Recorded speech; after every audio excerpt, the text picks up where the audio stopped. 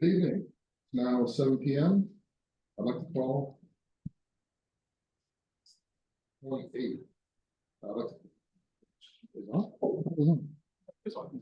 Okay, I'll start over again. Good evening, folks. It's now 7 p.m. I'd like to call today's date, which is the 28th. We're calling North Fair Oaks Community Council meeting, and I'd like to have a roll call, please. Before I do roll call, I'd like to let everyone know that we have a council member that's online. Kathleen is joining us remotely, and I'd like to let her speak briefly. Hi all, it's Kathleen Daly, council member.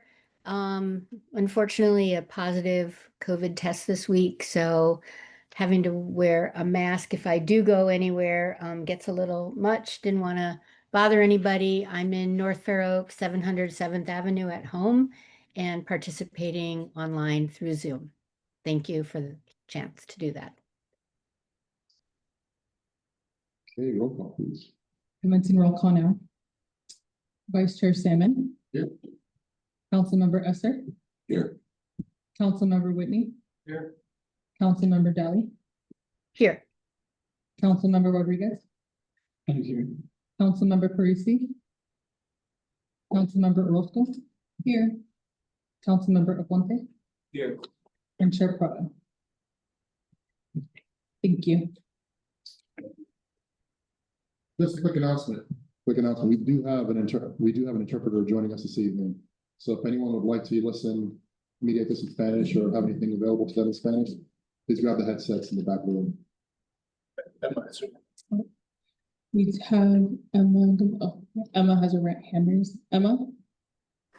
Yeah, Kathleen, this is Emma. Can you just confirm? I think it's a standard operating procedure that we just asked for these special circumstances. Is there anybody in the room with you remotely? And if so, can you just let the public know?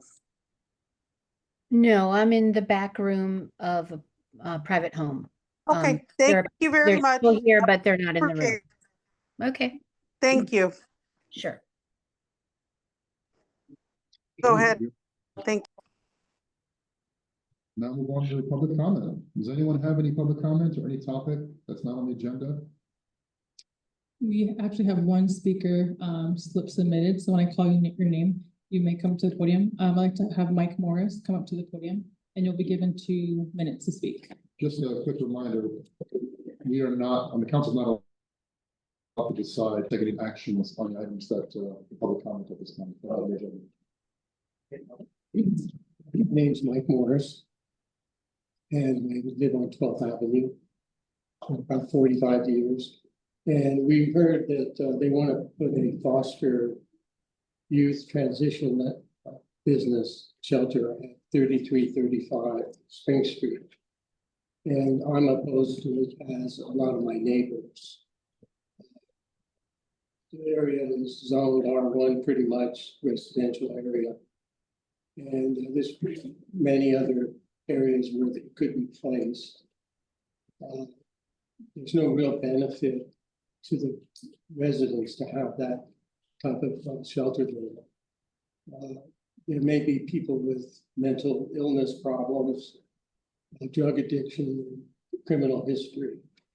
And we just don't want that in our neighborhood. The neighborhood is growing pretty good. A lot of young people are moving in with families, a lot of seniors still. And of course, you'd have to disclose this in the sale, so it could lower the property values also. I know it's not on the agenda, but I just want to let everyone know about it. A lot of people don't know that they're planning on that.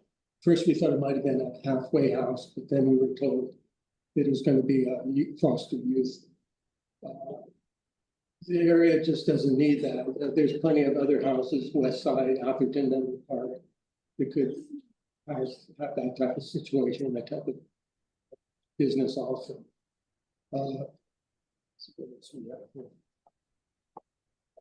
You know, of course, it could have some health and safety issues.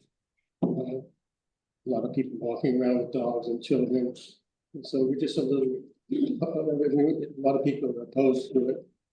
And First Half School is nearby, 9th Avenue Apartments. There's a lot of children, a lot of Hispanic people in the area. I think the county might. Thank you. Thank you, Mike. Thank you. Last call for public comment on Zoom. We have none in person right now. No public comment. Back to you, Vice Chair. Thank you. Next is a motion to approve the agenda. Can I get a motion to approve the agenda? So moved.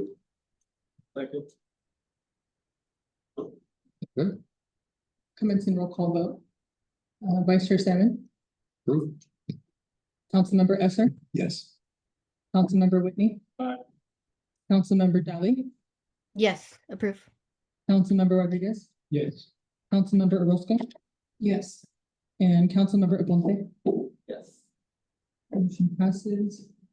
Great. Let's move on to the first item on the agenda, which is the recommendation motion for the planning and building department. This is for off-street parking exemption permit at 2844 Middlefield Road. Good evening. My name is Erica Adams. I'm a planner with the Planning and Building Department.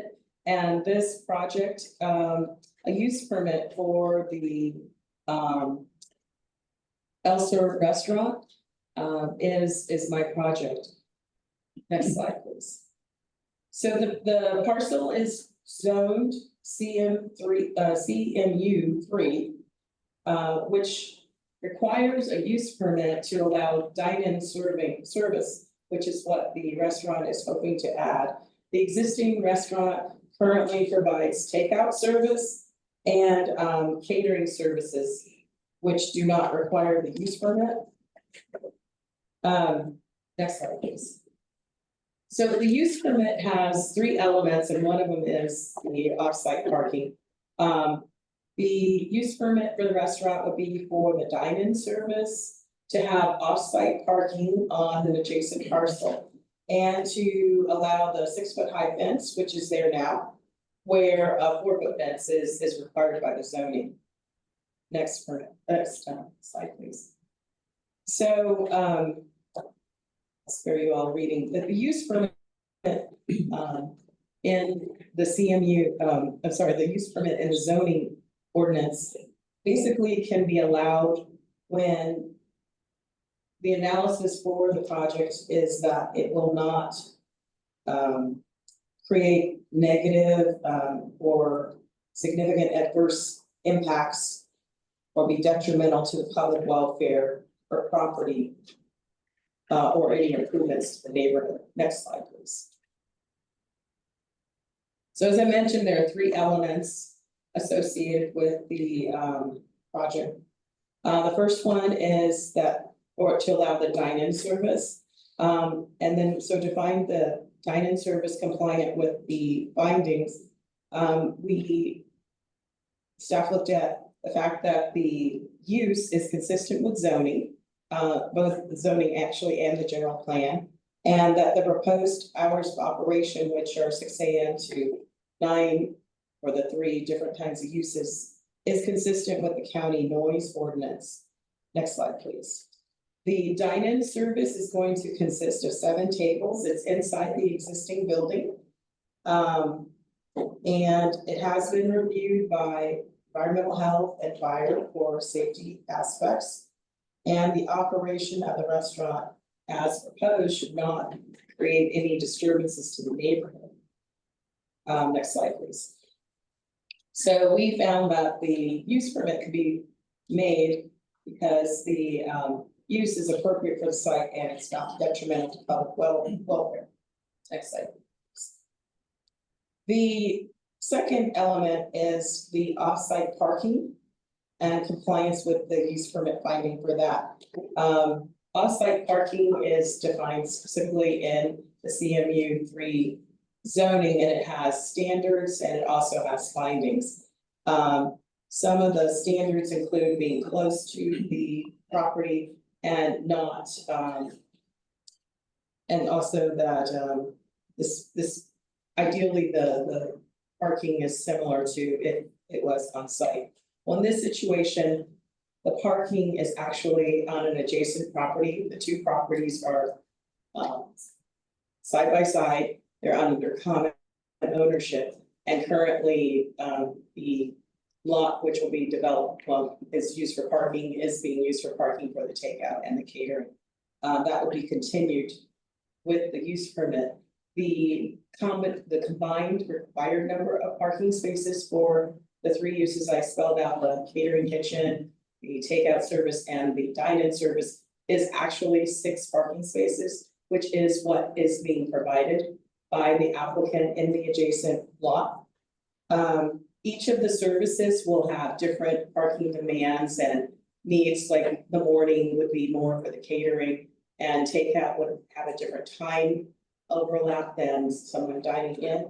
And so we, in addition to the availability of street parking, we believe that the parking, well, first of all, it meets the required parking by the zoning, and then there's other parking available for any kind of high demand moments. Next slide, please. So because there are 2 separate parcels, that's why the parking is considered off-site. If the parcels were merged, it would not be considered off-site. And the parking situation at an off-site is nearly identical to what it would be if it was on-site, and it meets those findings that are in the zoning. That the quantity and efficiency of the parking spaces is identical to what would be provided with on-site, that the parking spaces are approximately 40 to 80 feet from the front door, and the threshold is 800 feet, so it meets that. And that there's no shared parking agreement with any other businesses, so this is exclusively for this business. Next slide, please. Okay, next slide, yeah, thank you. And also one of the conditions of approval that the planning commission would be imposing is that the owner signs an agreement with the county that the spaces remain dedicated to the use, and acknowledge that any changes in ownership or access to the parking spaces could result in the termination of the use permit. Next slide, please. So the third element of the use permit is the fence height component. The CM3 zoning asks that there be a 4-foot high fence when you're within 15 feet of a roadway. The existing fence is a 6-foot high fence, wrought iron, and the materials meet the standards for the screening. But in this case, the applicant is seeking to retain the 6-foot fence, stating that it allows for more safety for cars parking there, and safety in general for the parking lot, that they're able to close it and people have a harder time getting in. The fence height exception findings similar to the use permit are that the proposed use and the implementation of this is not detrimental to the neighborhood. And staff has found that the exception is within, it's been reviewed by Public Works and they have no issue with it, and that the exception does not create any kind of detrimental impact to the community. It also, as it being open, has an ability to reduce graffiti associated with it. Next slide, please. So, sorry, as I mentioned, the one more slide, please, and this one. So as I mentioned, the Department of Public Works has not had any kind of concern about the fence, and the fence does not propose, it's not going to be subject to graffiti or blight. And then, so based on discussion of these 3 elements, staff would like for the council to support the approval of this project to the planning commission. The date scheduled is going to be the 24th of September. So I'll take any questions. Please.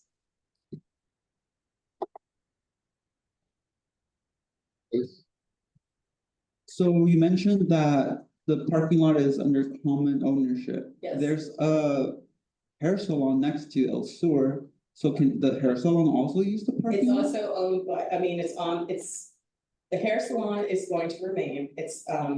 I'm sorry I didn't put the site plan there, but it should be in your set. So the hair salon is a separate business on the site, doesn't need a use permit or anything.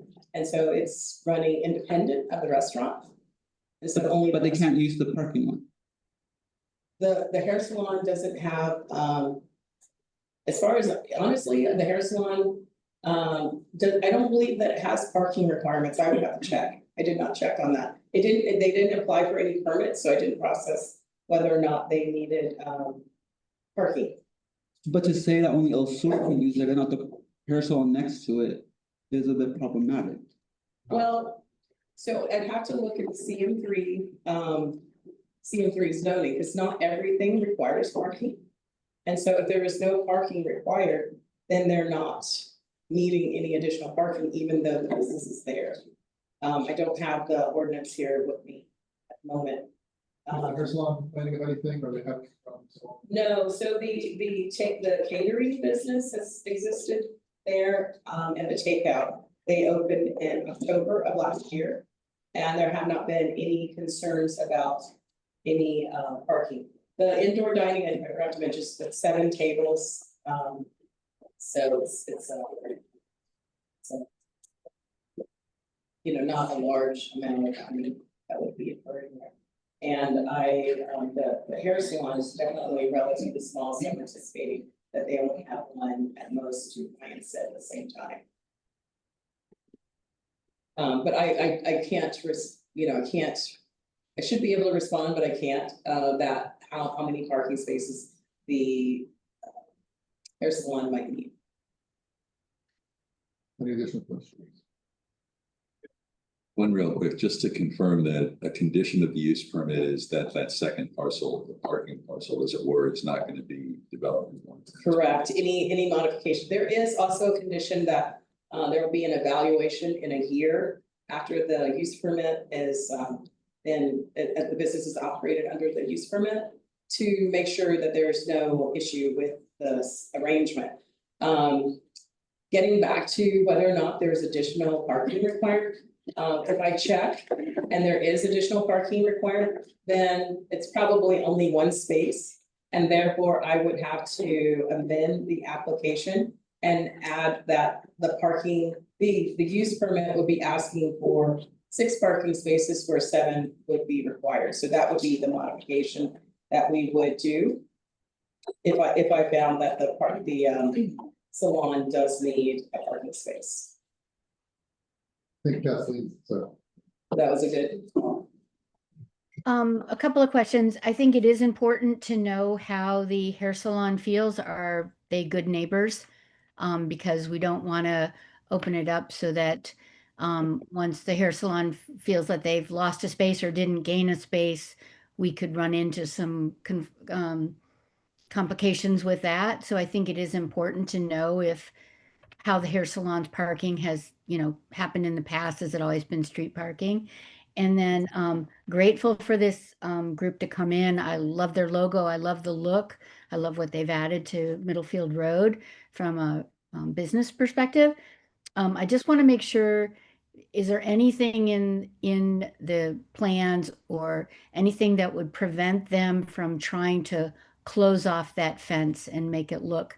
Right now, no fence is actually a great thing. I understand why they need it. And I love the fact that it's open slot, you can see through it, but I'd hate to see that their permit would allow them to close that off in any way going forward. So is that anywhere in the plan that would allow them to change out that fence? There's nothing related to modification to the fence. If they modified it, it would need to comply with the zone district. which would be the 4-foot fence.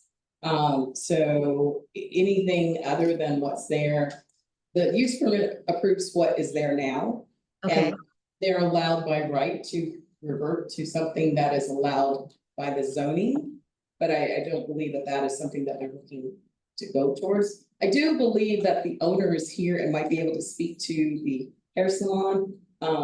But you know, we'll go through some other questions, and then while she might be speaking, I can also look in the zoning to see what the situation is. thank you. Is the owner online? I'm sorry, is there somebody online? Yeah, is she online, or She's, yes, is it Mary? yeah, shoot, begins with an M. Okay, Analysis, it yeah. probably is Mary. Yeah, Mary. Yeah, okay, she's online, we'll allow her to talk. Okay. Any other questions from, yes, Thank you, Erica, for your presentation.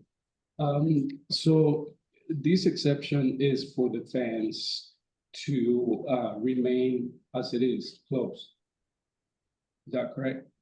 it's the height, The that's, the height is the part that's the exception. Okay. It's, so it's that's really the height. That's the only thing. Yeah, that's the we're only thing discussing. that All right, and currently it is 4 feet, you said? it's 6 feet now, 6 feet, 4 is allowed by right. all right.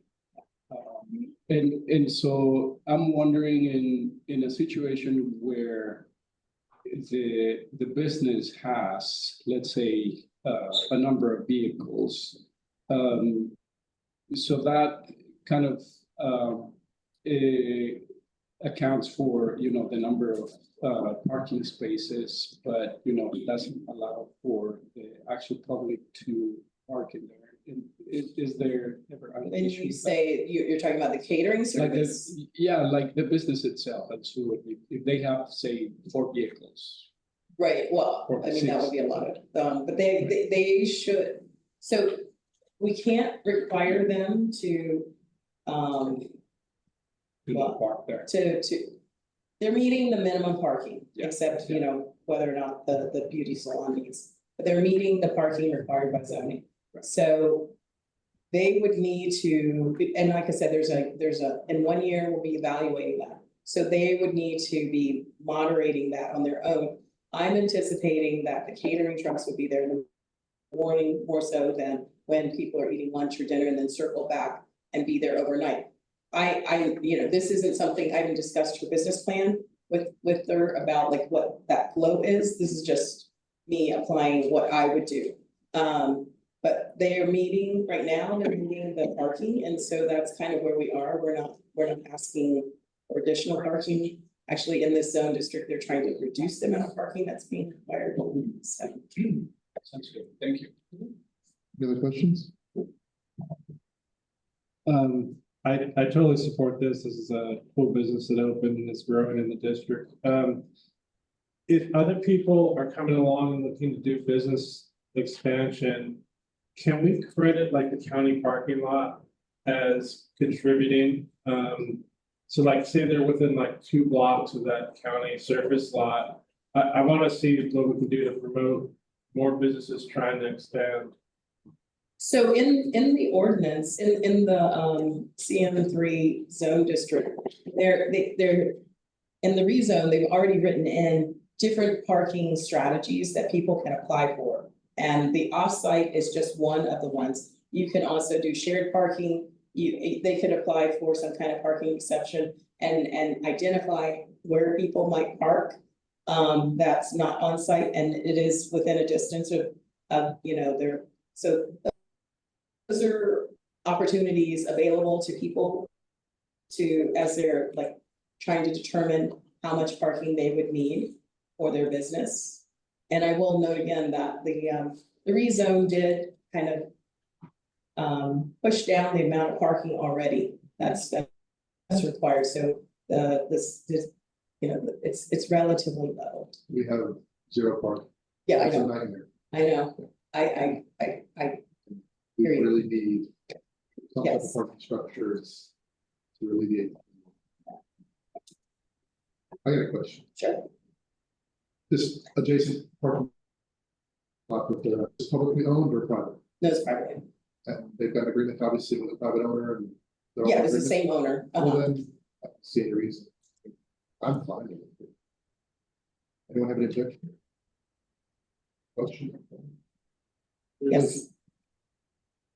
What analysis was done to see if 6 spaces are sufficient during I'm peak sorry, hours? I have hearing aids, so one more time. Has any analysis been done to see if 6 spaces are sufficient during peak hours when catering, takeout, and dine-in overlap? I think the analysis would have been done if they were not meeting the required parking. Question is not really for the number of parking spaces, it's for the location of parking. So if they were asking for 3 spaces where, 6 are required, then we would have asked them to start justifying that. So no, there was no additional analysis done. But as I said, there will be, review in a year to look at, what's going on. And so at that time, we can't change the ordinance saying like, okay, now you need to provide 4 more parking spaces, because that's, outside of what they would need to provide. But we could, if necessary, like restrict the hours of certain parts of the business so that the parking is, more suitable for the neighborhood. So those are the kinds of things that people could look at in a year to see how things, and this would be, that kind of revision is usually based on a complaint situation. So if people, don't really have a complaint, there, maybe Saturday night's really booming and, it's a bad parking time. But then, so I don't know what the answer to that is, other than people know in advance and kind of make them walk a little. Please. And lastly, if conditions are not met, what process does the county follow to modify or revoke the use permit? Well, right now, there's only one administrative review required.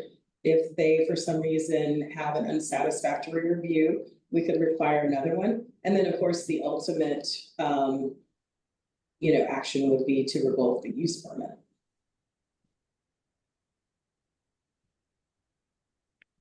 Thank you. I think you said, did you see the owner was online? Yes, she's on the Yeah. line and. Okay, her name is, laptop. her name is Mary. Mary Ann Dupree. Yeah, she has her hand up. She can talk. Speak right. Hi, can everyone hear me? Yes, we can hear you. Okay, so yes, just to answer a few of the questions, my family has owned these properties for over 50 years. We have a great relationship with the tenant of the hair salon. There's no issue with the parking. I think she only has 1 chair. And her hours are kind of sporadic, so she doesn't require any parking other than the street parking that's there. That's one thing. With the fence, there's definitely no plans to have it closed. The only time we close it is at night when we leave, just for security purposes. Other than that, it's always open for people to come and park. And I think those were all the questions. Any follow-ups? Anything? Thank you. I'm in favor of approving it. It's her property, it's their family, it's private property, it's not affecting the city. That's just my personal view. I'll make a motion to recommend that the planning commission approve the off-street parking exception. Oh. Permit at 2844 Midfield. I agree, but before we do that, I forgot to ask the public comment. If you would like to comment on agenda item number 4, please use the raise hand feature on Zoom or bring a speaker slip up to the clerk during this time. There's any public comment person? No, and we have none online. So back to you, Vice Chair. Okay. I'll say it on the motion. Second time, okay. Wonderful. Commencing roll call votes. Vice Chair Salmon, Approve. Councilmember Esser, Yes. Councilmember Whitney, Councilmember Dowling, Super excited to have you on Middlefield Road. Yes. Councilmember Rodriguez, Yes. Councilmember Roscoe. Yes. And Councilmember Aponte. Yes. All right, Motion passes. motion passes. Thank you. Let's move on to item number 5. We got a presentation from the San Mateo County Transportation Authority. Yes. And we have Amy online and she'll be sharing her screen presenting, and we have Patrick here.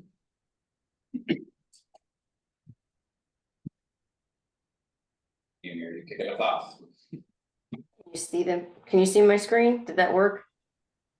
Really small. What is this? You can put it in the presentation. Oh, well, I have to.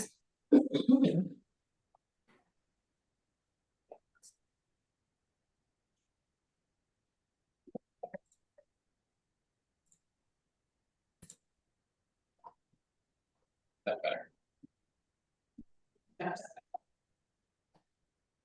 That easier to hear me now? Yeah, talking to it, yeah. Better, okay. Or you can even hold it too if you want. All right, Amy, I think they're ready.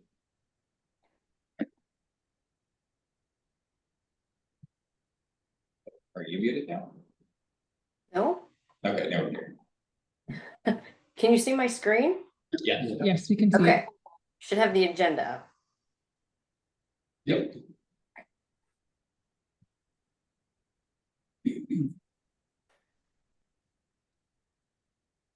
I'll kick us off. Normally it starts. I'll pick it up. It'll be a little easier to hear me. Well, thank you for having us tonight. I'm Patrick Gilster, the Director of Planning and Fund Management for the San Mateo County Transportation Authority. Reflecting on when I was here last in October to actually talk about one of these projects that we're talking about tonight. Be here talking about two. So really excited to be back. Happy to take your feedback on our Act 101 project. Happy to talk about that one, but also talk about some of our other initiatives as well too. For those who don't know who the Transportation Authority is, we manage the Measure A and W transportation sales taxes that go directly to transportation projects here in San Mateo County. And tonight I have with me Amy Linehan online, our government and community affairs representative with us, who helps me across all of our projects all across the county. She's unfortunately has been a little sick as well, so staying at home, but happy to take notes and help you tonight too. So tonight we're going to touch on our larger 101 Corridor Connect program, which some of you may remember from the last time I was here. And give a brief refresh on that, talk about our new initiative for the southern part of the county along US 101 called the South County Multimodal Strategy. And then I want to give an update on our Active 101 project, about the phase 2 of that project, where we'll talk on the extension of Bay Road as well. Right. So if you go into the next one. The last time I was here, I led with this slide, one of them. So when we talk about the 101 Corridor Connect program, before I dive into everything that goes on with it, I like to talk about, have you experienced traffic like this on US 101? And the resounding is always a nod and smile and yes. So yeah, I think everyone has experienced this. So the 101 Corridor Connect program is something that the Transportation Authority kicked off about 1.5 years ago. And that is to help us look at congestion management strategies across the entire county that aren't just about widening the freeway and adding vehicle traffic lanes. So Amy, if you go to the next slide, how I like to frame this is that it's a collaborative overarching program that really is helping us to identify and prioritize other types of projects, both on the freeway and adjacent to the freeway, that help us both manage congestion and provide other ways for people to choose to be able to get out of that congestion. And so it's not just highway infrastructure, it's all sorts of things that the Transportation Authority can fund, from transit to bicycle pedestrian to transportation demand management strategies, all host of different things that we could look at. And we want to understand what the priorities are out on the ground in your communities that we can then help take back and help get funded and help try to move the needle forward on those projects. Nothing that we do at the Transportation Authority happens in a vacuum. We have lots of partners involved in this, including all of you. So the City County Association of Governments, CCAG, our friends at the Department of Transportation for the state at Caltrans, all of the cities, the unincorporated county, and the transit agencies themselves as well. Next slide. And Amy gets to hear me say next slide in her sleep. So try to keep those to a minimum.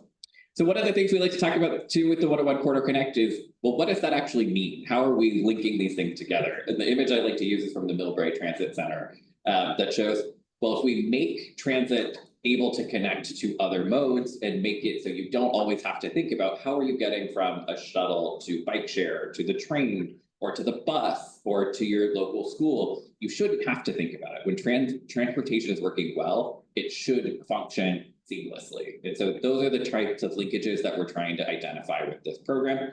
Not able to solve everything all at once, but trying to move that needle forward, as I mentioned, to make some of these links better. So wanting to understand where things like that are happening in your community. Next slide. Our first initiative that we kicked off out of the 101 Corridor Connect program was developing what we call multimodal strategies. We started in the northern part of the county and actually are looking to adopt our first multimodal strategy here in the next few months. We're almost 2/3 of the way through the mid-county and excited to be in the South County now to wrap those up come about springtime. Next slide. So multimodal strategy is a planning document. It's helping us to identify and prioritize what projects that we want to see move forward across the county. They're being developed along the entire corridor, as I mentioned, that's the first initiative, and are looking at being inclusive of all types of projects from highway, active transportation, transit, and other types of improvements.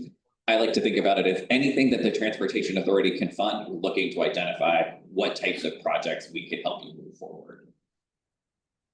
Next slide. So as I mentioned, we kicked off the North County looking to wrap that up this winter, Mid-County slowly beyond that, and then South County began earlier this year and should be wrapped up later this winter as well. So when we take a look at the entire corridor, we're taking a look at about a mile on either side of US 101 with this project. So often we hear, well, we have this project just beyond the boundary. It's a loose mile if there are certain things that are right there, you know, sometimes El Camino Real and some of the other parts are right off street, things like that. This is a flexible fair boundary, but we are trying to put some parameter around it based on other examples from our partners in other parts of the Bay Area. Next slide. So how does a multimodal strategy work? Our first phase was identifying with all of the stakeholders in the county, so with the county staff here and with all of the different cities to look through all of the existing plans and documents that you've all done so much great work on identifying these projects already. We're not necessarily trying to recreate the wheel on my end and my team about new projects necessarily. You all have done heavy lifts on a lot of that already. And so once we identify all of those different priorities or all of the different projects around US 101 within that 1 mile buffer, we then take a look and run a screening across those of really looking at which types of projects could help provide either some sort of congestion relief or provide some sort of more non-localized benefit. So what I mean by that is it's not just one crosswalk that's going to be in this plan. That's kind of something that your staff would be able to help you with. It's more, what are those projects that you may need more assistance with and more partnership with to help get those across the finish line. So they're kind of the larger projects in essence. And when I say larger, that's 2 million to hundreds of millions of dollars. So depending on what we're talking about per program. And Amy, if you go to the next slide, our step 2 of that is to have what Amy will talk about briefly as our community engagement process that feeds our prioritization effort. So we'll then narrow those down to the top 20 projects in the North, Mid, and South County, each 20 each of those. We'll have 60 total priority projects across the county. And that's really helping us to develop a strategy to figure out how we will fund and implement those in partnership across the county. Next slide. I think I hand this over to you, right, Amy? Yes, thank you. Thank you, Patrick. Again, my name is Amy Linehan. I'm a Government Community Affairs Officer for the TA. I'm sorry I couldn't be there in person tonight. I tested positive for COVID, like many people are these days. But I wanted to talk a little bit about our community and stakeholder engagement effort that we've put forward for this project. It's really important that we were doing robust community and stakeholder engagement. So we did set up a number of ways that our stakeholders and the community can participate in this project and make sure that they give us the important feedback that we need. So we set up a dedicated project webpage, which is the main way people can get information about the project. There's a multilingual fact sheet There is a set of FAQs. We also have information about all of the in-person events that we were hosting throughout South County to get people's feedback. The main feedback loop for this effort is an online survey. It is a multilingual online survey. People can easily take it on their phones. And basically it takes people through a series of about 10 questions. I'm trying to get at how they travel along the 101 corridor, how they're experiencing travel along the 101 corridor, what we could possibly do to make it better, to maybe get people to think about not jumping in their car and maybe taking the train or taking a bus or riding their bike. So it really gets down to what people are thinking about in terms of their travel and their travel needs and what might make it better for them. We also duplicated that online survey with in-person experiences where we held a series of pop-up events in each city within the South County study area, where we again asked people what they wanted to see in terms of travel along the 101 and what they wanted to see improved and what their priorities were. So we had some fun dot exercises, and a map we set up where people could really pinpoint where those pain points were along their travel. So if there was a specific intersection that maybe was concerning for them, or a road that was concerning for them, or something along the highway they saw that we should address, they had an opportunity to literally stick a post-it on the map and let us know what those pain points were. We do acknowledge that there are some harder to reach communities, that people that don't necessarily participate in an online survey or have time to come to a farmer's market or a pop-up event. So we do have partnerships with community-based organizations, and we set up small group meetings we use the CBOs to help set up small group meetings so we could talk to those harder to reach community members to make sure that we were also getting their feedback. We're hosting a number of stakeholder presentations like we're doing tonight. We also set up a project working group where there are members of staff from each of the city within the South County study area, where we give them early information about what we're studying and give them an opportunity to provide feedback before we even go out into the community with the information. One thing that we started doing with Mid-County was we set up a series of temporary bus stop signs.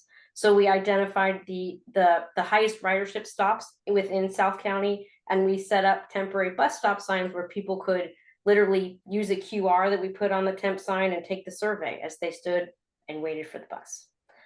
As I mentioned, everything that we did is multilingual, and we did provide interpretation where needed. So we wanted to make sure that everybody who wanted to participate in the survey or the pop-up events and talk to the staff had the opportunity to do so.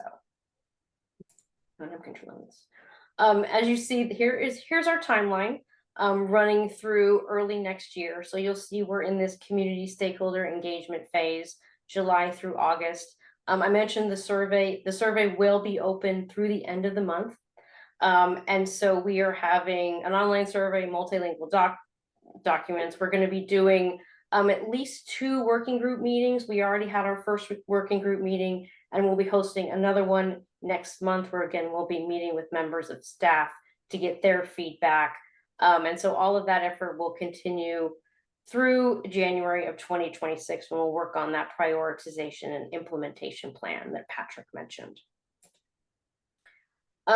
The survey being our biggest feedback loop, we're hoping that this council may help us share it out to the community, to your community, encourage members of your community to take the survey, tell us what they think, tell us what changes they'd like to see along the corridor.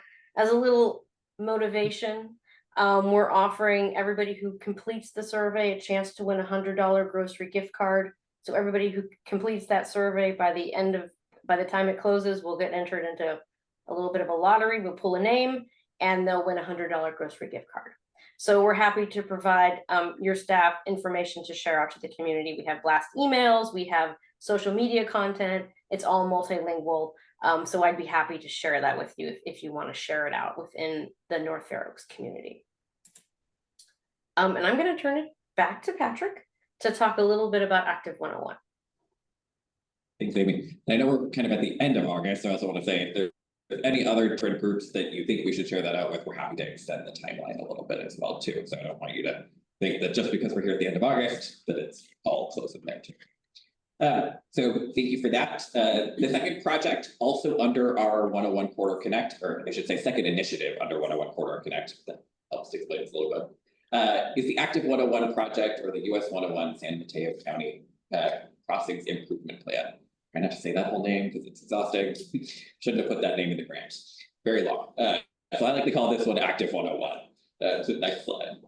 This is the project I came out here in October to talk to many of you about, but I know some of you, this might be the first time you're seeing this. So what is Active 101? So while we mentioned the multimodal strategies are within a mile of the freeway, Active 101 is just looking within a quarter mile on either side of the freeway, along and across the freeway, just for people who are walking, biking, rolling, trying to get to transit. So we are looking at all types of features of infrastructure and other programmatic and educational needs for things like pedestrian overcrossings that may be needed, higher visibility crosswalks near interchanges where you want to be more visible, to things like curb ramps that help you get onto the sidewalk, or curb extensions that help you be more visible to cars, to missing sidewalks across our infrastructure, our main freeway, where the freeway is acting as a barrier, where there are missing bike lanes, and where we can provide more safe infrastructure that's connected to our communities. Next slide.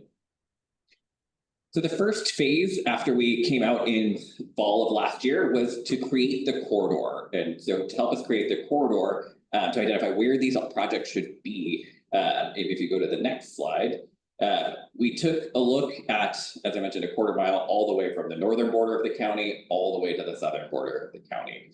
And so it's a long, long stretch of the county trying to figure out how do we mix a mobility corridor together that doesn't act as the straightest, narrowest line possible. So the goal of this project is not to get from the north part of the county to the south part of the county in a straight line, quickest way possible. It's really to think about how you can move across and along the freeway and connect our communities across both sides of the freeway. So looking at how you address shorter trip opportunities from, say, North Fair Oaks to the other side of Woodside Road to get out to the Bay Trail or something like that. Not necessarily to go from North Fair Oaks all the way to South San Francisco. So that's quite ambitious. There are some folks that like to do that. I don't know that I can do that. So there's shorter trips that are the ones we're talking about with this. Maybe if you go to the next slide.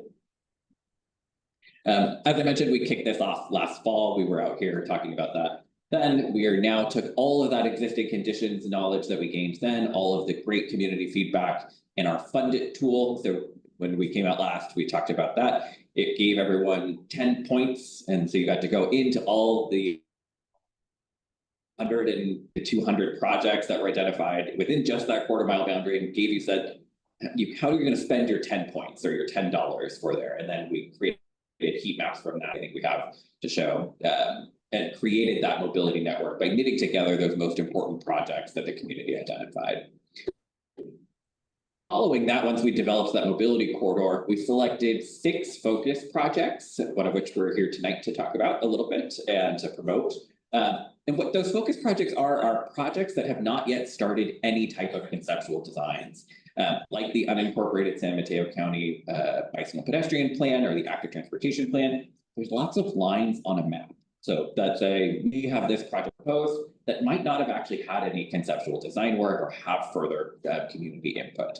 So those were 6 of the types of projects we selected all across the county, getting feedback on this now to hear, do you like these concepts? What should be incorporated? What's missing? There's no right or wrong answer to this phase, and it's really to understand how do we scope these projects to help our city partners and the county partner move these forward and help get those funded. So we can look at how we do more studies or for those, or more engagement, design and construction fund for those too.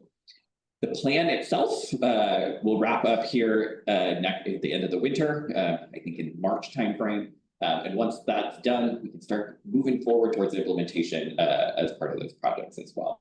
So next slide. Existing conditions.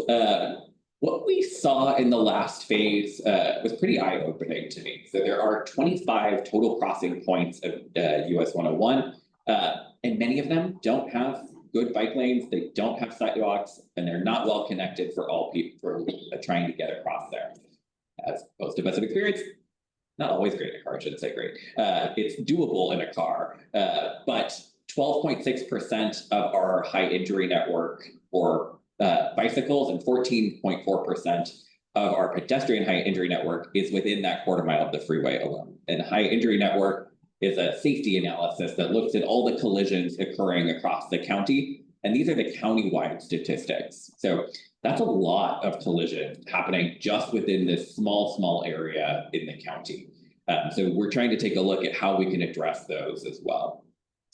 Our equity priority communities that are identified both at the regional and at the state level are mostly all located along the freeway in San Mateo County. They're not necessarily spread out like in other counties across the zone. So the freeway is greatly impacting our most vulnerable residents here in the county. So how do we look at what services and what facilities they need to get to work and all of their other types of trips? Basic services are all located mostly on the west side of 101. So we're talking things like schools, groceries, transit opportunities. But there are lots of populations that do live on the east side of 101 that need to get over to here as well, that are often disconnected from the network. Next slide. So in phase one, we did a whole host of other engagement things. So I know Amy talked about some stuff we're doing now, a lot of similar things, like going out to different pop-up events around the county, talking to 26 different stakeholder groups, including you all, when we were out here. And then using that funded tool, as I mentioned, we got 270 plus different online responses to that as well. Next slide. As I mentioned, when we went to create the corridor, we identified all those almost 200 different projects just within that quarter mile barrier. We used that funded tool, and I like those little blue marks kind of on the side, can say, okay, these are the ones people kind of one-upped, or they spent all 10 of their points on in some cases. And then we took those and narrowed those down to the 6 different projects that you can see on the right. If you go to the next slide, we then took all those different projects in this heat map format and kind of connected them. So where did the community really want those projects? Where were the facilities that were most important to them, to identify them that way?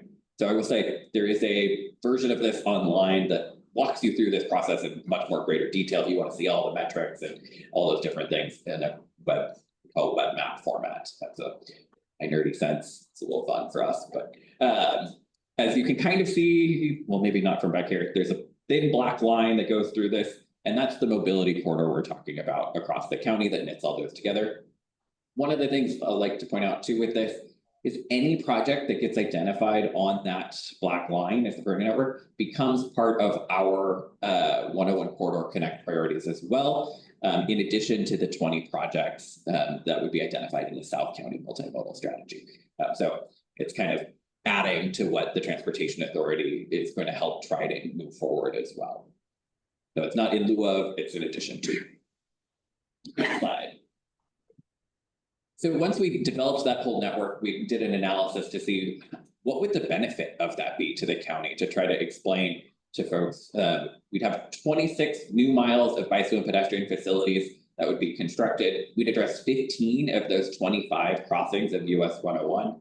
We'd have a 400% increase in transit access within half a mile of a good bikeway facility, of a high quality bikeway facility. So that's one that's comfortable for people of all ages and abilities. And then a 200% increase in access for residents in our equity priority communities across the county. Next slide. So what are we working on now? We've been doing quite a bit. My staff is ready for a break, but keep getting us out in the community.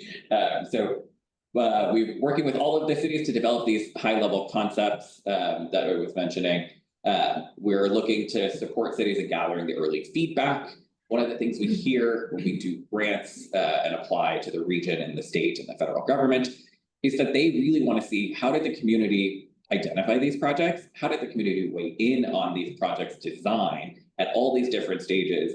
and how was their feedback incorporated that changed the design. So one of the things we're trying to address with this early stage project is getting some of that input now to help better scope projects so that we're getting feedback earlier in the process and then making sure it's happening all the way throughout as well. So as I'll mention for folks, this is very early stages. There's a long way to go even after this plan is developed before you'll see anything on the ground, but this does hopefully give us a running head start against some of our other county competitors when we go out for grant funding as well. And when the county or others might apply to us for funding in the transportation authority. You can go to the next slide again. So as I mentioned, we have the 6 projects that we selected as focus projects. We'll just highlight these here. These all have the same kind of opportunities online as well. So if you're interested in other types of projects that we're doing across the county, or know others that may live in these other communities that might want to look at them too. There's Gateway Boulevard in South San Francisco, the San Bruno Ave Interchange Project, linking SFO all the way to Caltrain, Industrial Road that's linking Belmont, San Mateo County, down through San Carlos, all the way through Redwood City to Whipple, Saratoga Drive in San Mateo, Bay Road, not too far here, that we'll talk about tonight, and East Bayshore Road in East Palo Alto. We'll mention too that last time we were here, I was looking through my notes before we got here. One of the things that people mentioned, for those interested in East Bayshore Road, that would connect you from Marsh all the way down to where IKEA is. It builds on the city of East Palo Alto's existing project as well. So trying to link those different destinations that were identified last time. So tonight, we'll go to the next slide. We'll talk a little bit about the design concept for Bay Road, just so I can introduce that to you all, and then let you know how you can give feedback on that as well. Next slide, Amy. So I'm sure most of the people in this room are familiar with Bay Road. There's been a lot of things that have happened since last October when I was here, that helped lead to the selection of this project. Actually, at that meeting is when the county staff in Redwood City talked about the other grant they received, that is at the southern end of this project. So Bay Road was selected because it will fill a gap between where that project will end at 5th and then all the way to where Woodside Road, the major interchange project, will end at Woodside. So the Woodside Road interchange project, since I was last here, is now fully funded and had got a $105 million award from the federal government. It includes over 4 miles of biking and walking facilities as part of that. And because that will link to the other side of 101 and help fill the gap with those communities on that side, we wanted to make sure that this gap wasn't left out once these 2 projects were there. So talking to Redwood City and to the county staff, they were really looking forward to seeing this one move forward, and getting your thoughts on what's happening there. So looking at developing comfortable facilities along the corridor and also doing better high visibility crossings for people trying to walk across Bay Road as well. As I mentioned, it will tie in to some of the other major projects in the areas, and looking at how we include better high visibility safety pedestrian options too. Next slide. Some of the key design features, as I mentioned, with those pedestrian features, we have to talk about bikeways, lots of things, but pedestrian safety is very important in looking at how we make sure that the most vulnerable users are protected on our roadways. So how we incorporate things like rapid flashing beacons. My tongue all tied tonight, or RRFBs, which they're referred to in the technical world, but they're just the flashing lights that are activated when you try to cross the street. Curb extensions, so you can walk out, make eye contact with drivers, you're not hidden back behind cars, so you're visible to them and that they can see you better as well. And if you go to the next slide. And then looking at a few different options to get initial feedback on things that could be. What I like to tell people when we're out in the community, we were out at Art on the Plaza, Music on the Plaza, the downtown Redwood City last week. There is no right or wrong answer to this stage of the project. None of these are set in stone. We're here to get your reactions for them. So looking for people, especially online, to give that feedback. Got a lot of great feedback at that event as well, and continue to do that on this project. So looking at different ways to potentially reduce some of the travel lanes, making sure there's a turn lane there to keep vehicles moving so people aren't stopping in the road, and then adding bicycle protected bikeways on either side. Few different options to look at how can we keep parking, but also add landscaping to that. So Can you keep parking and then add a tree, add some parking and then add a tree? What kind of features are people interested in that? Or is it all wrong? Should we really think about something else for this as well? Those would be the thoughts we're looking at on that as well. Next slide. I think Amy, I pass it back to you on this one. Yeah, okay, thanks, Patrick. So Patrick mentioned it's critical for these projects we get community outreach, so that when cities go for grant applications, that they can show that they really consider the community's feedback as part of the design for this project. So we wanted to make sure that we put an effort into making sure that we had a robust community outreach for this phase of the project. So for the past month, we've been doing more of a focused community and stakeholder engagement effort for these 6 focused projects. We love an interactive project webpage. So each of the focused project has its own page within our webpage where community members can take a look at the initial designs and tell us what they think, what they like about the design, what maybe could be improved, or any other comments they may have about how they're feeling about that initial project design. To accompany that online experience, we did host pop-up events. We had pop-up events for each, dedicated to each of those focus projects. So for this project, we were, as Patrick mentioned, we were in Redwood City last week, talking to folks about this particular project, what people thought about the initial design, what maybe could be improved, and making sure that we were able to take that feedback as the project moves forward into the next phases. As usual, we're giving presentations to city staff, our project partners, and stakeholders to make sure that we also get your feedback into these initial project designs to make sure that that is represented as the project moves forward. And as usual, everything we do is multilingual, Spanish and Chinese, and we do have bilingual staff at all of the in-person events to make sure that everybody has an opportunity to participate who wants to, and to talk to staff and provide us feedback. So that really is a critical element of the outreach. In terms of the project timeline, now this is the Active 101 project timeline. This is not specific to the Bay Road project. We are in phase 2 right now. We're working on those conceptual designs. So we'll continue to gather public feedback on the concept designs. I believe we're going to be taking that feedback probably through the next couple of weeks. We initially this said September 5th, but we're pretty flexible on when we get feedback. Make sure we incorporate the public feedback into those conceptual designs, and then phase 3 will be that final US 101 crossings improvement plan. We're aiming to issue that in winter next year, where we'll prepare an implementation plan for each priority project, and then seek TA approval, our board approval for that final Active 101 crossings improvement plan. So that will happen next winter.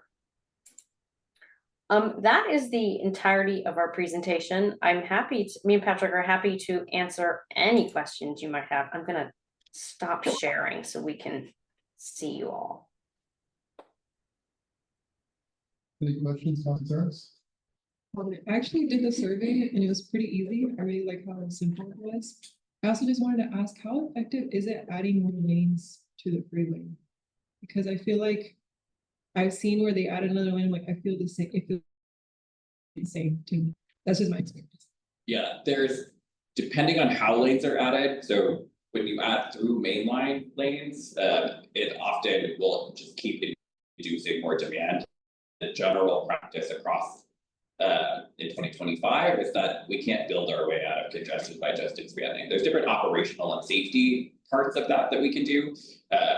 But in general, we also can't keep expanding 101, because when we keep looking at that, we're looking at our businesses and our housing and things that are right across there. So there's very limited capacity for us to expand too much of the freeway itself in San Mateo County.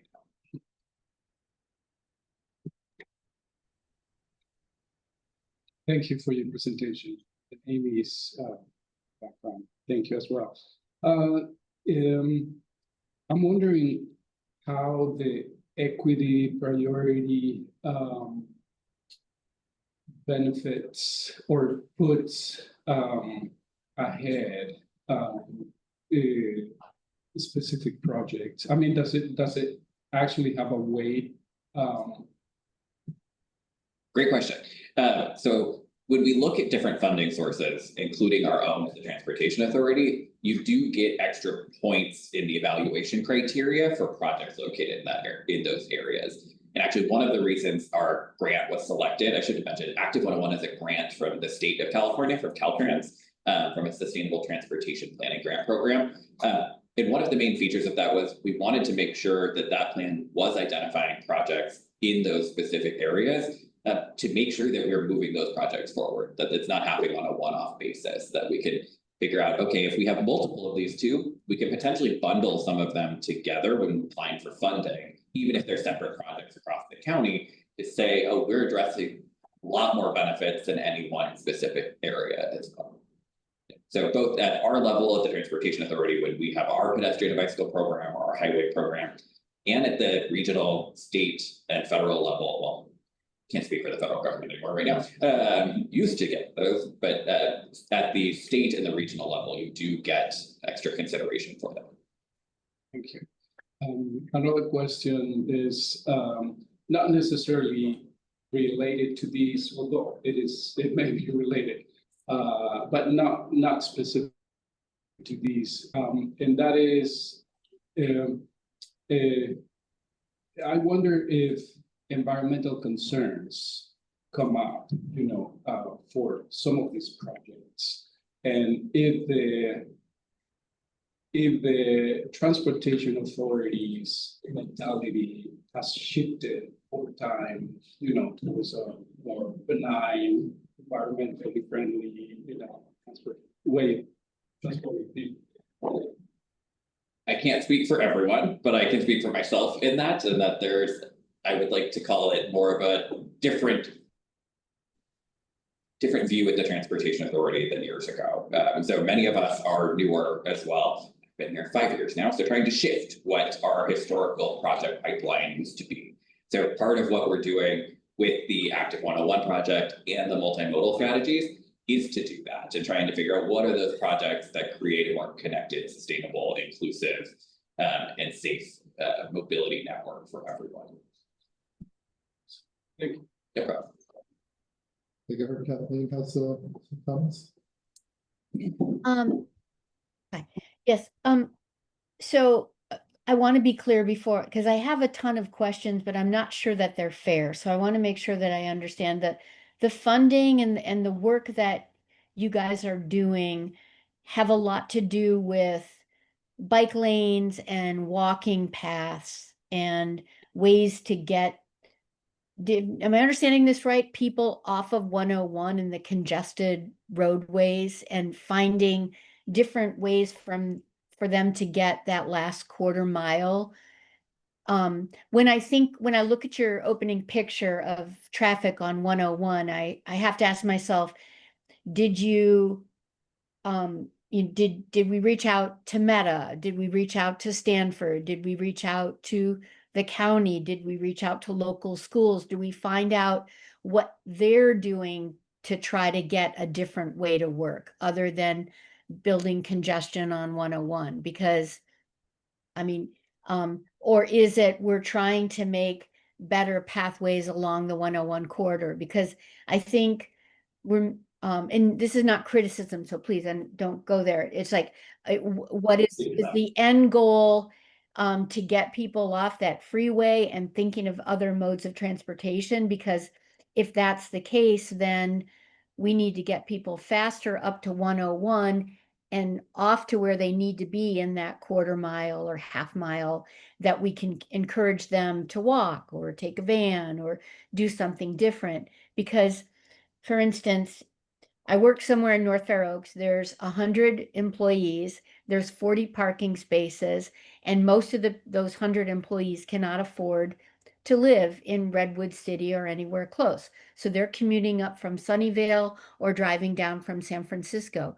Ask them to walk from the train station, they look at you like, oh no, I'm gonna spend 20 minutes circling, trying to find a close parking space so I don't have to walk. So, or Stanford, who has a ton of parking spaces, heck, I'll drive if I live in Sunnyvale. I'll drive up to Stanford on Bay Road because I'll always have a place to park.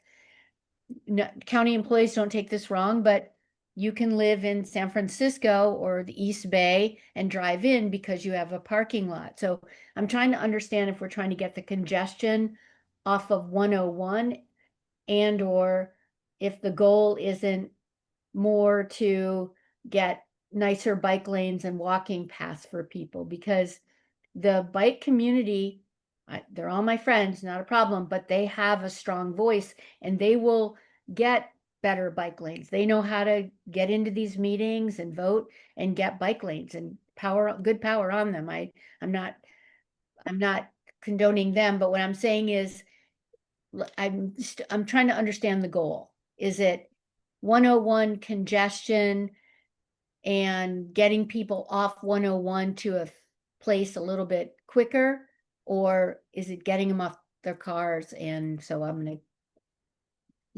I'm happy to answer that. So it's a little confusing, and I totally get why you would think some of those having those different thoughts, because we have both projects here tonight by both efforts. So if I take a step back, when we're talking about the South County multimodal strategy, that's looking at every mode of transportation. That was not necessarily trying to get you out of your car. I think there's always a misconception of we're trying to get everyone out of their car. That's not a reality. I think it's providing people a different opportunity when they can take it, and if they can have that option when they need to use it to get safely and connected to places too. So no one transportation solution is going to work for anyone. So in the multimodal strategy, what we're really looking to hear is those exact concerns that you're bringing up. So that's the one that I think you're going to want to focus the most on, and giving that feedback of, okay, we need to create better transit, or we need a shuttle, or the other types of priority that links Caltrain farther away, or the Dumbarton corridor, or those other things that might not just be a biking and walking facility that are needed, or traffic congestion improvements or new traffic lights on this road, congestion management, things like that. So that one is open to every kind of travel option. So we're looking for feedback on all of those different things. Then the second project is like you're more talking about, it's only related to people walking and biking or trying to get to a transit stop. And just within a much smaller area of the freeway, looking to make links across the freeway. So I don't know that it's either, but it's both. It just depends on which one of the projects you're looking at. Okay. But does your funding matter, whether it's both? I mean, can you get funding for both? Are you looking to get funding for both? I mean, so the idea behind the multimodal strategy is the Transportation Authority with Measure A and Measure W, the half-cent sales taxes. We have funding here in the county for transportation projects. So these are done to help move them forward. So we have a highway program, different transit programs, a shuttle program, grade separations for the railroad, transportation demand management. So that could be e-bike subsidies or transit passes or all those other kind of transit stop improvements. So we're trying to hear, with all the different funding that we have, how can we put that to better work in your community? So it's not just pedestrian and bicycle. okay. Thank you. Of course. Yeah, question. Of course. I read through the presentation earlier, and from what I recall, it said you had 6 potential projects going through. Is there a way I can actually see them, go through the depth of them, and understand what's being built down there? You can. They're all online. So if you go to the project webpage for that, you should be able to access all 6 of those. No problem. So we would be able to better understand how Bay Road connects to across the freeway? Because it looks like it stops at 15th. Is that correct? From 5th to 15th, and then what happens at Marsh Road? Or do I need to go look directly at that project? And I can do that. Yeah, so as I mentioned, when I showed that kind of heat map of hotspots and terms that there's this little black line that goes a bit, you can zoom into that online, and that will show you where the network will go, how that connects to all the different types of crossing there as well. So got it. Okay, thank you. segment doesn't, we're not just ended at 5th to 15th there, so it's how we tie into the other projects. Does that project include Bay Florence across 101 to along the Bayfront Bedwell? Do you know, or do you need me to look at it? So when I think of Don't have it. when I think of crossing 101 at Marsh. Yep. I'm not a fan of walking across that. The Marsh, I do remember, is identified on the network, and so that is something we heard both from you all the last time we were here and from folks in Menlo Park, that Marsh needs a lot of work. Got it. And deep pedestrian crossings, it's hard to get at the different intersections. So that is definitely something on the priority network that we would take a look at as well. Oh, great, not- okay. It's not one of these 6 conceptual projects, just because it is a much larger lift to look at a whole interchange with Caltrans than some of these other projects that we could move forward without there. Okay, thank you. Of course. Please. Thank you for the presentation. So how can the Transportation Authority ensure that the projects identified in the module strategy actually move forward rather than just remain as plans? You know, at North Fair Oaks, we do have a history of having these plans, but never actually coming into fruition. An example that comes to mind was the pedestrian bike crossing proposed for Pacific Avenue to connect us to southern North Fair Oaks. So yeah, that's my big concern. So part of getting into the multimodal strategy will be us taking a look at them and seeing, does that project match things that we can actually get funded that do qualify for our programs? So we're gonna wanna make sure that we're not being disingenuous when we put those in there, that this is a pie in the sky project. I'm not sure, I don't mean that with a product you identified, I don't know that off the top of my head. But that it is something that we can realistically come with. And then the other thing for the Transportation Authority, we adopted our new strategic plan in December of this last year. We set aside $2 million to do what we call technical assistance. So that's to help jurisdictions, actually we'll pay for your grants, get the consultants to help do those. So we've been working with county staff for that.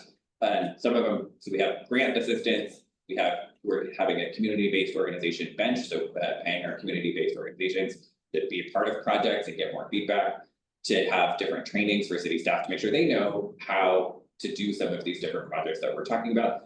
And we have implementation assistance. So whether that's taking a look at how do you scope a project or do more conceptual designs like this to figure out what the community wants, what should be tweaked, and then to help you both apply to external funds or apply to our programs as well.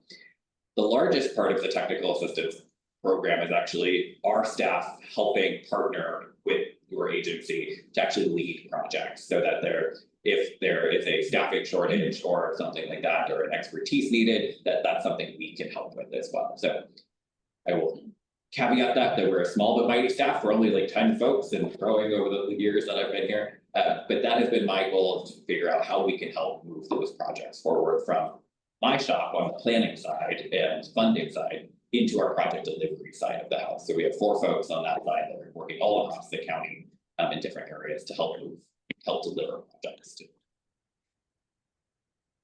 Also, so if funding does, if funding shortfalls occur, do you know what project would be at risk of being cut or delayed?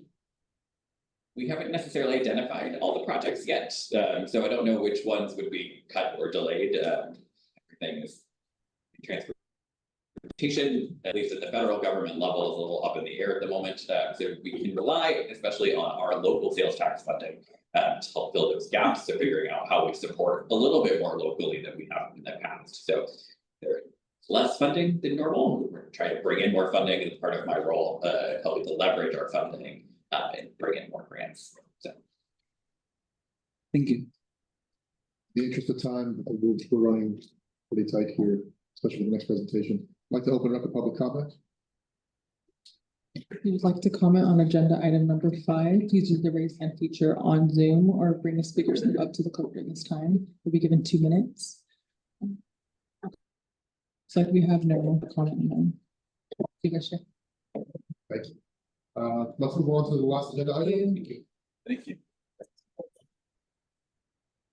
This is the presentation from the Department of Housing. Department of Housing. Good evening, council members and members of the public. I'm Ray Hodges. I'm the director of the county. Good to see you all tonight. It's been a while since I've been back here today. Thanks for inviting us to talk tonight. The main, I think, outreach was about talking about a project that's starting in Monterey, Redwood, and I'm joined by Jake Billatieri from the developer. So, just on that project, I just want to take a quick minute to provide some just a little background table setting around affordable housing initiatives in North Carolina. So I'll run through this, but I want to make sure Jake has the time. That's the most important thing for tonight. So just quickly, quick background on the Department of Housing. We have the department's made up of two divisions. Our housing authority, it's actually the larger of the two divisions, but it's not actually county staff. We have a somewhat unique situation where our housing authority is under the umbrella of the county Department of Housing, but the housing authority is 100% federally funded and administers rental assistance programs. So Section 8 is the primary one that probably most of you have heard of, but they also administer some special programs like VASH vouchers for veterans, Main Street vouchers for people with disabilities. There's a list of special programs that they administer, but it's all federal rental assistance programs. The Housing and Community Development team is the county Department of Housing, and that's the group that finances affordable housing development. We also fund some public services across the county operations, some of the shelters, senior centers, job training, things like that, mostly with community development. Affordable housing development is primarily.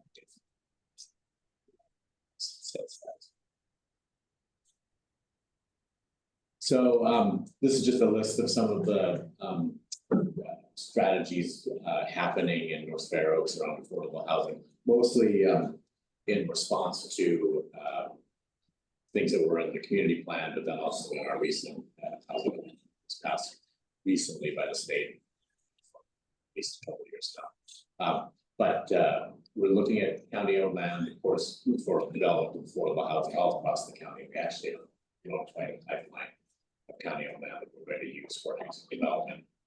You're all familiar with Middlefield Junction. That's being built on county-owned land.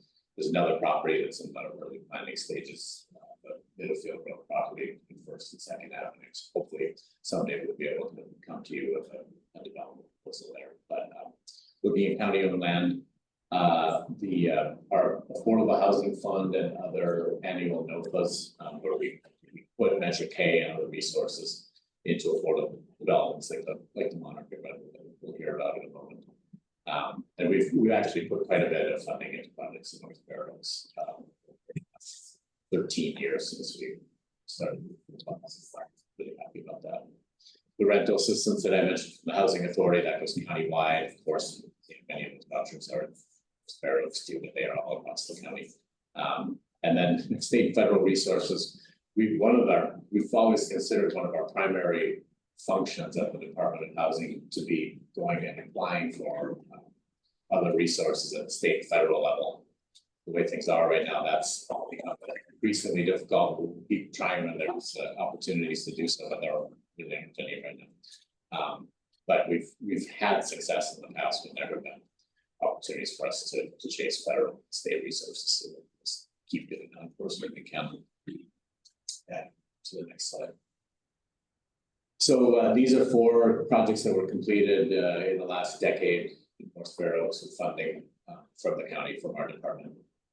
St. Leo's Apartments with St. Francis Center, 16 apartments for families, Mental Health Association, class organization. Waverly Place, that's 15 apartments for formerly homeless adults. Also with the St. Francis Center, Casa de Sobrada, that was actually an acquisition and preservation of a building. For those of you who remember that thing had flipped at least once, if not twice, before we were able to go in there and assist them in buying that property, flip again, and actually lost it. And naturally occurring affordable units over time, but we stopped at least at that point. So that was a good. That was 40, sorry, not good, 47 apartments for families. And then with Alta Housing, Fair Oaks Commons, I can't believe that finished 5 years ago. It says 2020 there, but so I guess that's the case. That building's roughly half supportive housing for veterans and half affordable housing for families. Next slide. We have 2 in the pipeline. The one on the right with Alta has received a small pre-development loan from us. I think it was last year's with the Affordable Housing Fund. This is a project on El Camino as well. Sorry.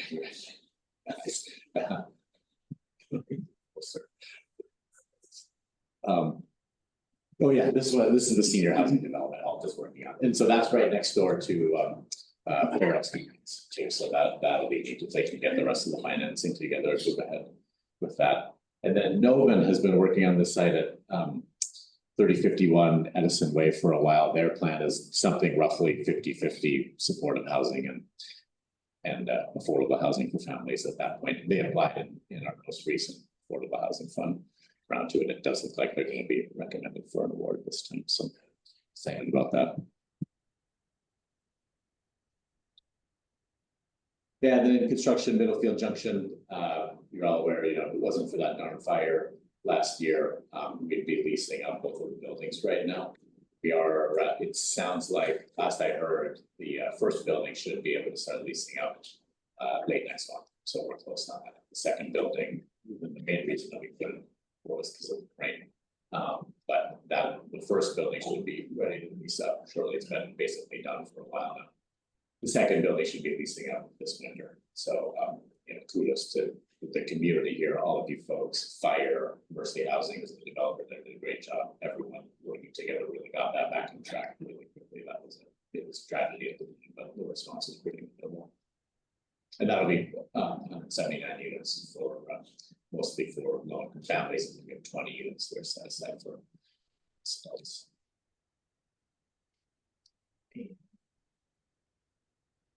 Yeah, and then the project subject for tonight, Monarch at Redwood. We have some of the basic stats up here, but I won't steal Jake's thunder. I'll be able to get him, so I'll turn it over to Jake. Awesome. Thanks so much, Ray. I'm Jake Bellatieri. I'm a senior project manager for Affirmed Housing, and I'm the project manager for the Monarch at Redwood. This is our first project in San Mateo County. We're really excited to be here and been looking forward to telling you all more about it. So we'll go on to the next slide. I'm going to be saying next a lot. I oversee the slides, but we'll try to move through them relatively quickly.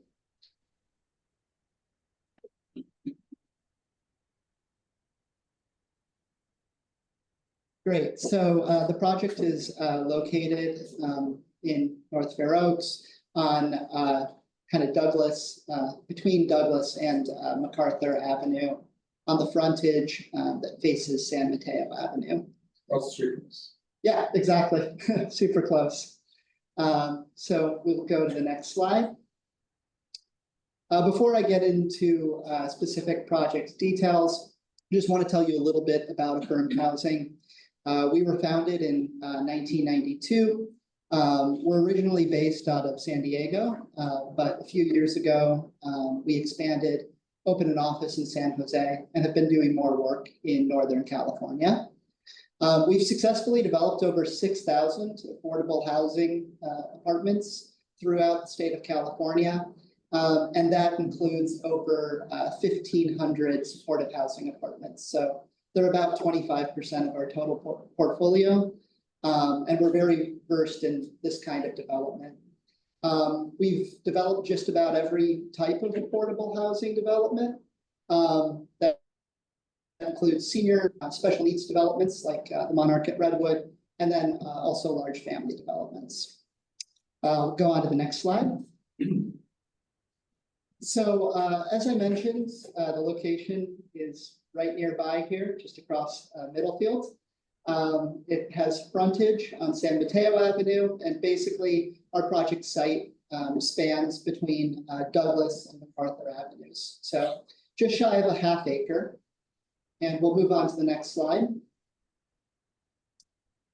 Something that people always like to know, when we're looking at potential sites is, why this site, why this location versus any other site or location. The amenities that were, attractive here are really, amenities that help to make a community home. Our site is really close to, public transit, health center, pharmacy, grocery stores, community center, park, all of these things that make a community accessible. I'm sure you all know, you live here. We'll move on to the next slide. So what we're actually building on the site is a service enhanced apartment community.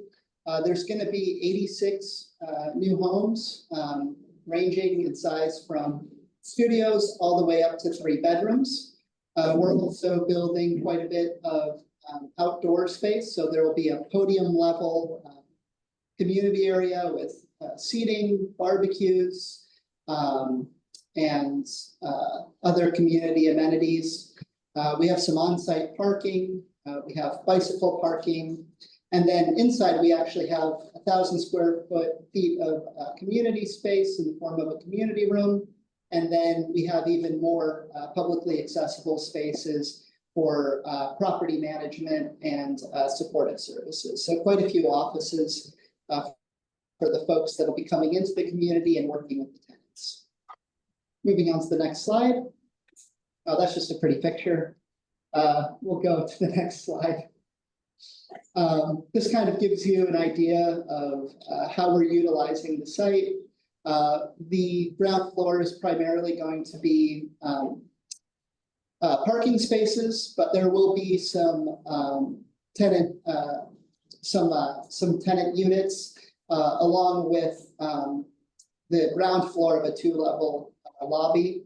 The lobby design is really quite striking. We're excited. It's one of the first 2-level lobbies that we're doing up here on a Northern California project, and it should be actually pretty beautiful. And we're going to have some public art there as well.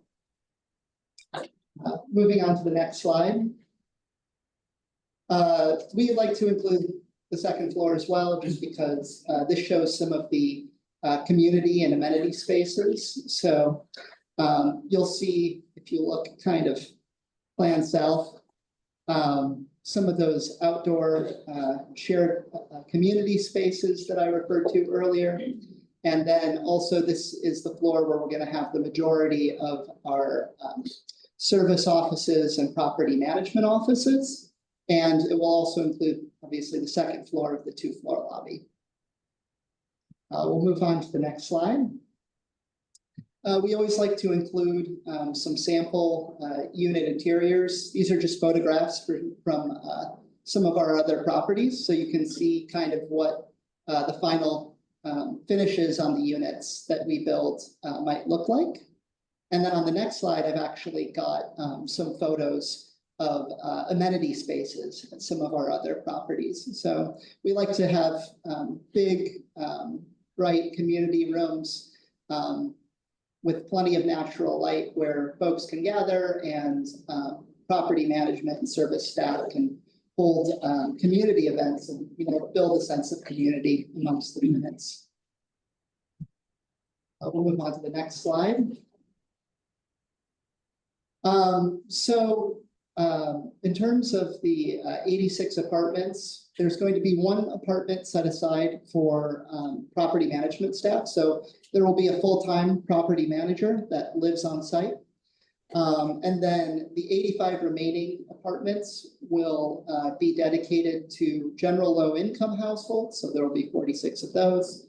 And then there will be 39 apartments set aside for households where at least 1 member of the household has a significant mental or physical health challenge. So those units are funded by the Healthy Housing California and the Mental Health Services Act programs.